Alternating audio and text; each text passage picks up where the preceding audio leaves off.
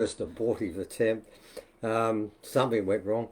You know, most people have, when they start these introductions, have fantastic soundtracks and lights and bells and whistles. Oh, look, it's come up this time. None of this came up last time. Oh, we are live this time. Yeah, yeah, it was telling us that the I video know. was Dead. loading Yeah. and then just sat there.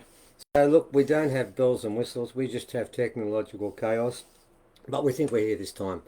I better try and make this quicker than my last 28 and get under 10 minutes. That's Yeah, my aim.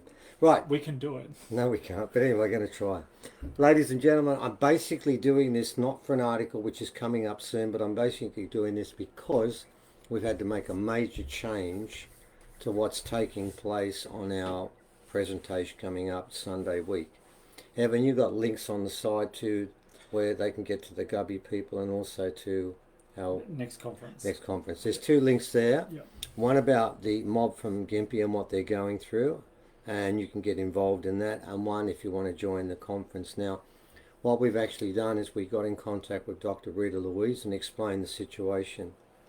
And very simply, for those people who don't know much about the Gympie Pyramid, we've done an article that explains the reality of the fact it is real and dismissed all the concocted stories about an unknown Italian farmer that left no archaeology, nothing behind, and apparently farmed there for a while but never did. For grapes, I think. Yeah, for grapes. It's rubbish.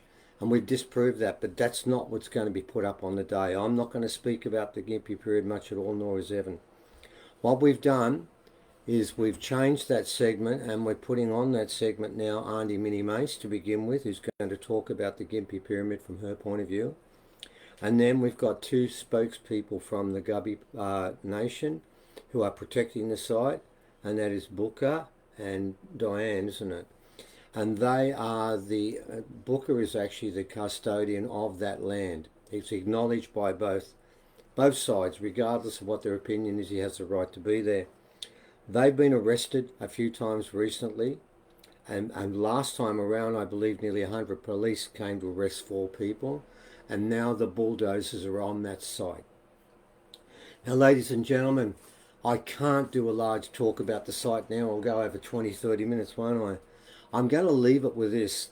When Graham Hancock came to Australia, and we had him out on country 6 days, the first thing he wanted to go and see was not Carrion, not the Standing Stone site, but the Gympie Pyramid.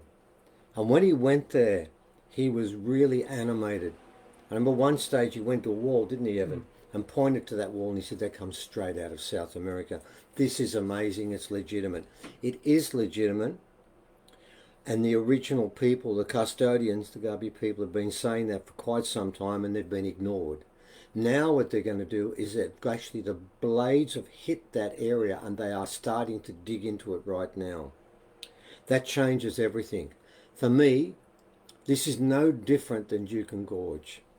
In fact, in some respects, that site might be more important than Juukan Gorge, and that is why it's being destroyed now. I do not think it's a coincidence. We've heard stories for, 25 years of that place being knocked down for a road. Never happened, and now, while we're under medical martial law, when the media never report the news, they're doing it now. And these guys are having a lot of trouble trying to get the story out about what's happening there. So what we're going to do, not this Sunday, but the Sunday after, is change that around. We're going to take Dr. Rita off, who'll be on the one after, and we're bringing in, first of all, Aunty Minnie Mace to talk about the site from her point of view and give us a big picture understanding, and also for you to get a feeling for what the site is about and what it's like. Then we'll have Wit-boooka and Diane talking about what's happening now, what has taken place, and what they want to do and how you can help. Now, I am going to ask you people who are watching this, whoever is watching this, if you could please share this around, because honestly, I don't think a lot of people fully understand how sacred and how important this site is. It is a site that has stories from Egyptians, from Phoenicians, from way, way back a long time ago. And that pyramid that I've seen, I've walked on, it's a healing place. There's a vortex that runs out of the top of it, and there is a healing platform at the very top of it, and it works. And they want to destroy the whole thing. They know damn well how important that place is, and they don't care. So what we're asking you to do, the link will be there somewhere. Have a look at it, please. And if you can, go onto the site and see what they're doing and find out what you can do to help. I believe they're having a protest today. Is that right, Evan? I think it may have happened this morning, actually. Might have happened this morning where they're starting that up now. And of course, I'll guarantee you no one's going to cover it in mainstream media. And it's got to begin well like that. It's got to continue. It really is a line in the sand. If they destroy this site, and we were talking to Dr. Rita about this, and she said they're doing the same thing in America, aren't they? Yeah, but even with modern history, Yeah. they're going through and editing bits. Taking out statues now. George Washington is getting turfed. Everyone's getting turfed. And they're destroying everything. It seems like some mob, I don't know who it is, but we can put between the lines there, guess, are rewriting history completely. Past, modern, and ancient.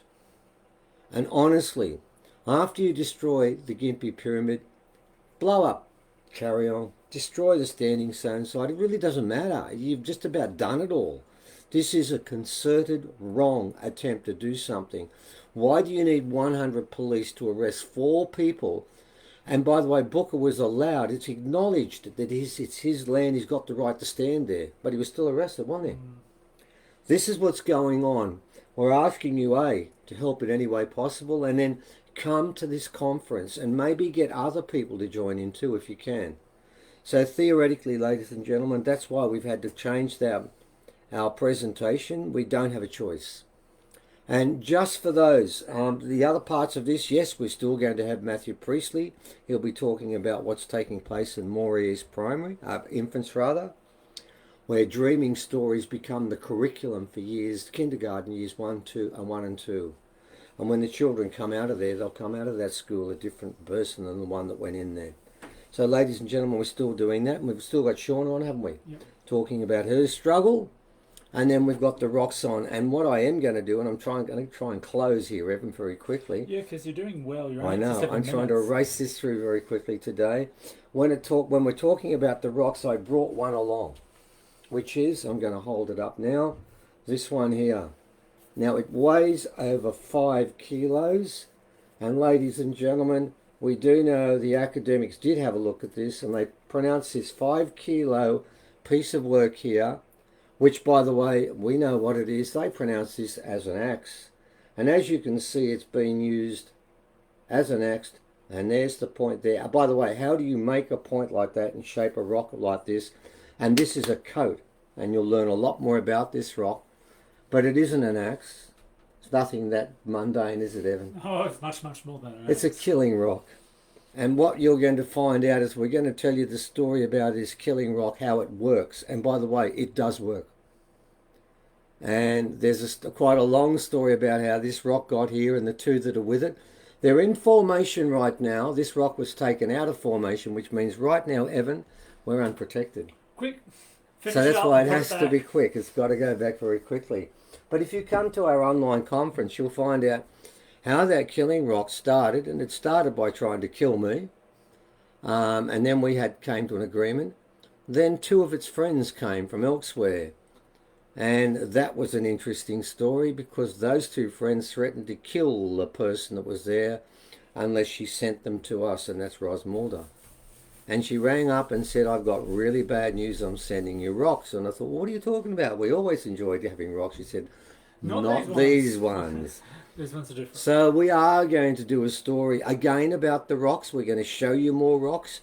And again, we're going to have an excursion into the mystical side of these rocks, and we're putting the 2 together. And of course, the mystical side of these rocks is not accepted either, is it, Evan? Just like the carry-on glyphs and just like the Gimpy. So, ladies and gentlemen, I'm aiming for 10 minutes. I'm getting very close. It's 9 minutes, 9 seconds. Wrap it up. And what I'm going to say in closing is please come and join us at this conference because you need to hear from Aunty Minnie Mace about why this place is so important. Then you need to hear from Diane and Booker about what is happening now and what they're trying to do.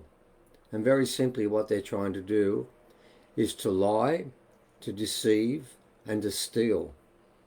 And it's legal. Something's going wrong somewhere, ladies and gentlemen. So come and join us then.